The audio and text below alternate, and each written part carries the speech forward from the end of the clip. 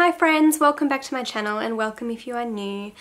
This is part 2 of the Q&A that I filmed a couple of days ago. I'll leave the link to part 1 if you missed it down below. A lot of the questions that I answered in part 1 were surrounding surrogacy, so if that's something you'd be interested to watch, I will leave the link below as I said.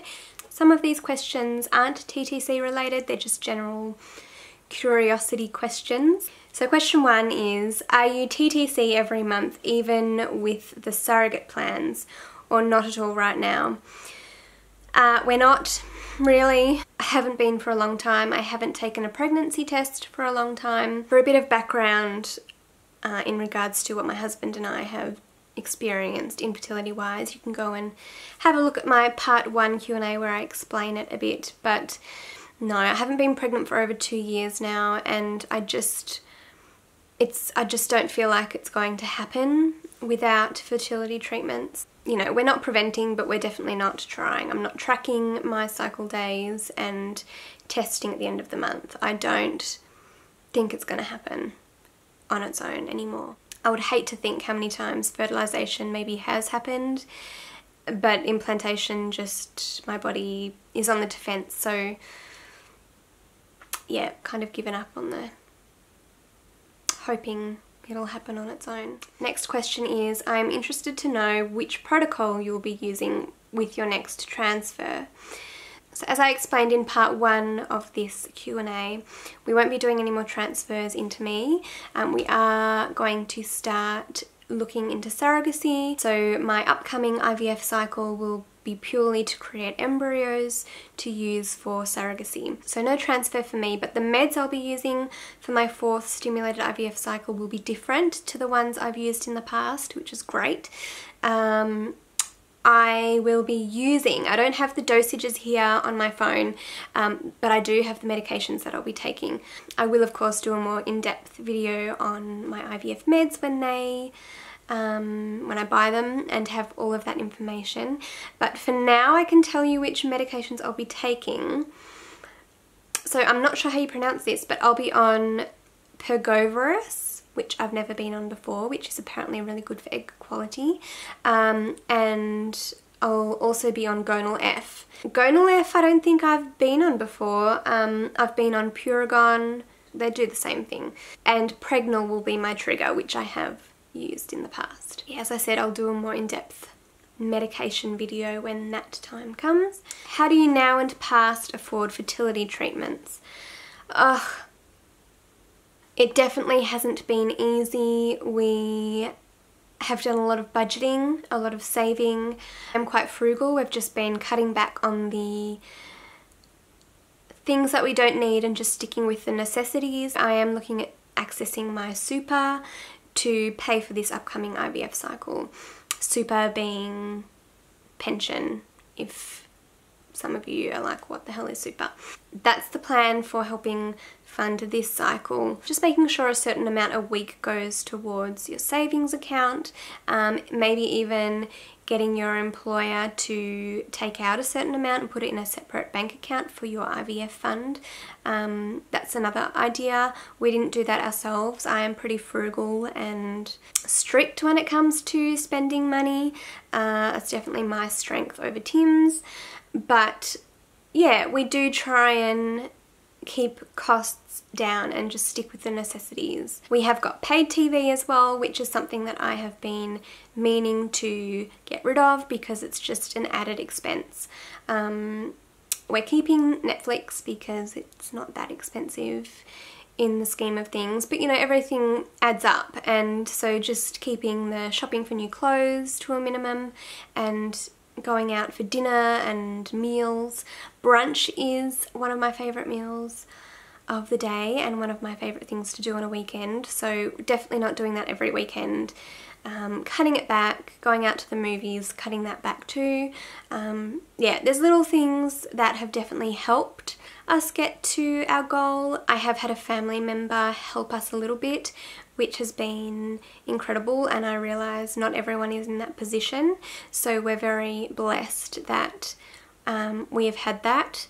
I do plan on paying that person back when we can start to get some savings again, and hopefully with me being able to access my super for our next IVF, hopefully we will start to be able to save a bit and get ahead, because you do years of fertility treatments, it drains you, and you do feel like it's frustrating when you think of where you could be. And you know, we built a house 6 years ago.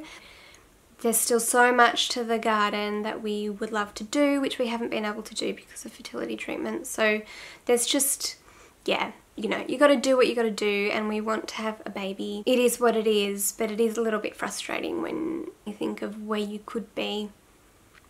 We've got a baby for free, like the majority of this population.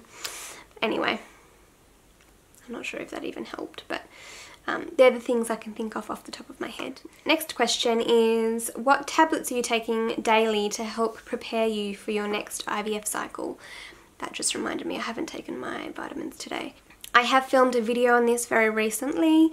I will leave the link below and put a card up here, or here, I'm not sure where, but you can go have a look at that, because I outline and show you every single vitamin and supplement I am taking currently to help make sure that egg health is as good as it can be. What eyeshadow do you use? I get this question a lot. I clearly need to do a makeup haul or get ready with me video. I use MAC in the shade Retrospect. I've actually got it here. I'm not sure if I will be buying that again. I do want to try and find a cruelty-free product, one that's not tested on animals, because I know MAC do due to Chinese laws. So yeah, I would like to find something that's similar. If you could travel anywhere in the world right now, where would you go? That's such a tricky question. I would love to go into so many places, but I think one of the places that is high on my bucket list is Greece, the Greek islands, Santorini. Oh, yes please. Are you going to get another kitty? Well, I got this question also on the Q&A I did over on Instagram. You know what, I would love to. I really would, and I think Tim would too. We're both in two minds though. We have days where we're like, yeah, we should do it, and days where we're not so keen. Cooper's been an only child now for 2 years since we lost Mittens, our firstborn fur baby. So yeah, I'm not sure how he would go with introducing a new friend. I think if it was a kitten, it would be better. He'd be able to show it who's boss, and it would need to be a female, I think. But yeah, I mean, it's summer here in Australia. It is definitely the season for kittens needing homes, and it makes sense right now for us to do it because I'm not working, so I can be home and supervise the interactions. So yeah, I think it might be something we will do soon. We just haven't quite felt like we're at that point, but we would love to.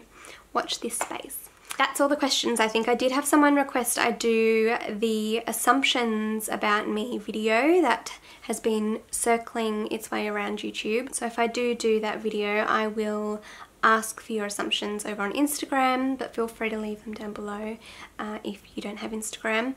Also, I have created a website and a blog, which is very exciting. Creating a blog has been on my mind for a couple of years now. I consider myself probably an Insta blogger, if that's a thing. I find when I've got something really close to my heart or important to share with you guys, I am unable to put it all in an Instagram post because there's a word count maximum, and so I have to cut out bits that I had wanted to say because it won't fit into the caption space. I thought with surrogacy coming up and another IVF cycle that it would be a good time to get a blog up and running where I can just write as much as I like, just babble on for ages, and it'd just be good to have another platform I can connect with you guys and share with you guys information and vice versa. So that is now live. I have my very first blog post up if you are interested in reading it.